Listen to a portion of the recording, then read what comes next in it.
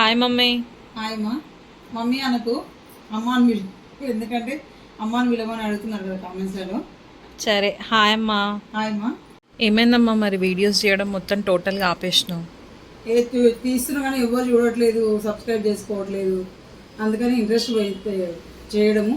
కానీ ఈ మధ్య మళ్ళీ నువ్వులావకాయకి చాలా యూస్ వచ్చింది. అందరూ అడిగారు కూడా కామెంట్లో, మళ్ళీ చూపించారా, మేము చేసుకొని తింటాము, చేస్తామని.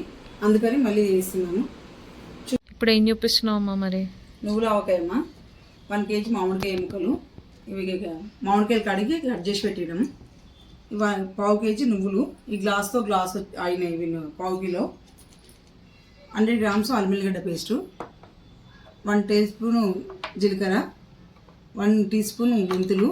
మెంతులు వేసుకోవద్దు అని అంటారు కదా మమ్మీ. నచ్చకుంటే స్కిప్ చేయొచ్చమ్మా.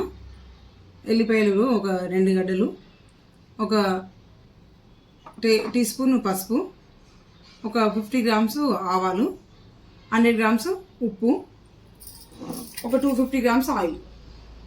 అంటే ఈ 1 kgకి ఇవి సరిపోతున్నాయి అన్నట్టు. చేస్తున్నావు ఇప్పుడు మరి? ఈ నువ్వులు వేయించుకోవాలమ్మా.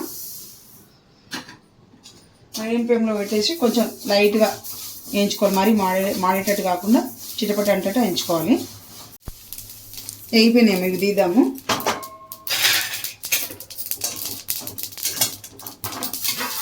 తీసి కొంచెం ప్లేట్లో పోస్తే చల్లారిపోతాయి.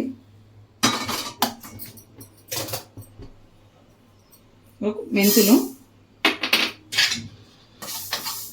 మెంతులు కూడా కొంచెం బ్రౌన్ కలర్ వచ్చే వరకు వేయించుకోవాలి. జీలకర్ర మెంతులు వేయించుకొని పొడి చేసుకోవాలి. మెంతులు ఇట్లా బ్రౌన్ కలర్ వచ్చేటట్టు వేయించుకోవాలమ్మా.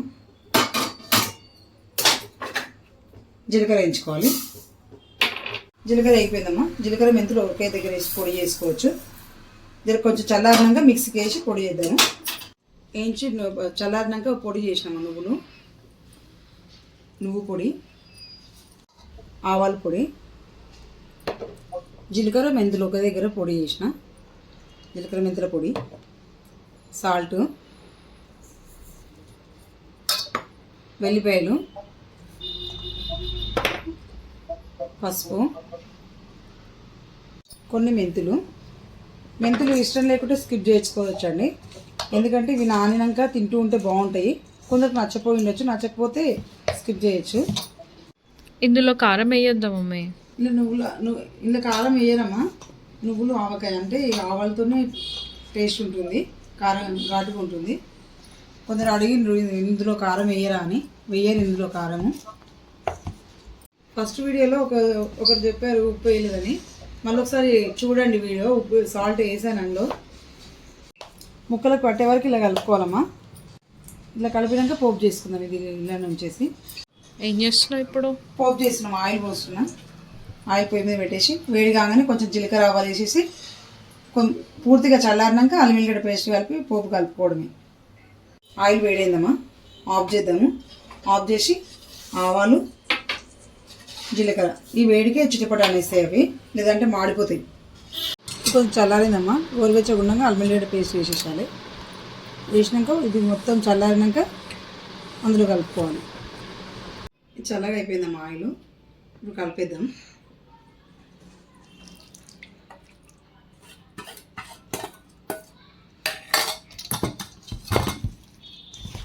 ఇట్లా కలిపేసుకొని ఒక 3 days తర్వాత గ్లాస్ తీసేల కన్నా లేదంటే జార్ల కన్నా ఎత్తి పెట్టుకుంటే 1 year నిల్వ ఉంటుంది పచ్చడి. మీరు అడిగారు కాబట్టి పక్క కొలతలతో చూపించాను. ఒకసారి ట్రై చేసి టేస్ట్ చేసి కామెంట్ చేయండి. ఇంకేమైనా డౌట్లు ఉంటే కామెంట్లో కామెంట్ చేయండి, నేను రిప్లై ఇస్తాను.